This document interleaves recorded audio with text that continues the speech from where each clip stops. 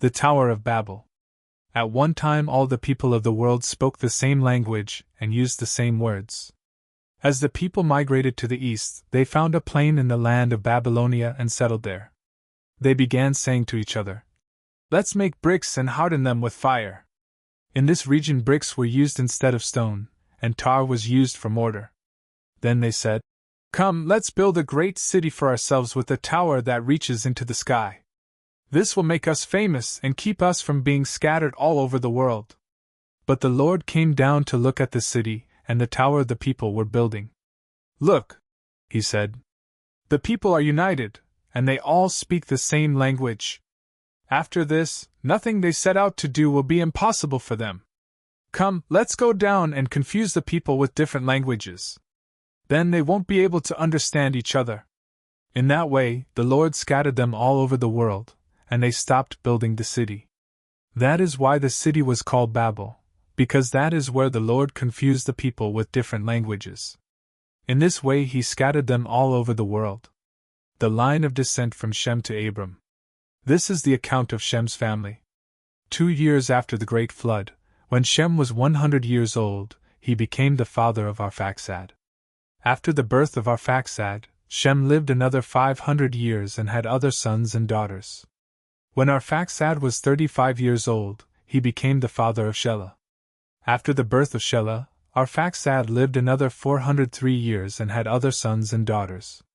When Shelah was 30 years old, he became the father of Eber. After the birth of Eber, Shelah lived another 403 years and had other sons and daughters. When Eber was 34 years old, he became the father of Peleg. After the birth of Peleg, Eber lived another 430 years and had other sons and daughters. When Peleg was 30 years old, he became the father of Reu. After the birth of Reu, Peleg lived another 209 years and had other sons and daughters. When Reu was 32 years old, he became the father of Serug. After the birth of Serug, Reu lived another 207 years and had other sons and daughters. When Serug was 30 years old, he became the father of Nahor. After the birth of Nahor, Serug lived another 200 years and had other sons and daughters. When Nahor was 29 years old, he became the father of Terah.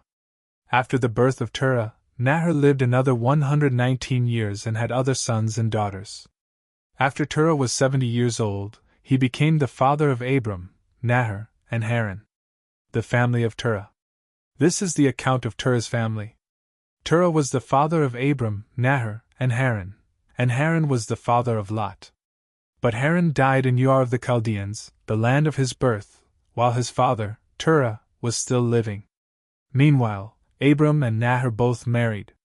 The name of Abram's wife was Sarai, and the name of Nahor's wife was Milcah. Milcah and her sister Iscah were daughters of Nahor's brother Haran. But Sarai was unable to become pregnant, and had no children. One day Terah took his son Abram, his daughter-in-law Sarai, his son Abram's wife, and his grandson Lot, his son Haran's child, and moved away from Ur of the Chaldeans. He was headed for the land of Canaan, but they stopped at Haran and settled there. Terah lived for 205 years and died while still in Haran.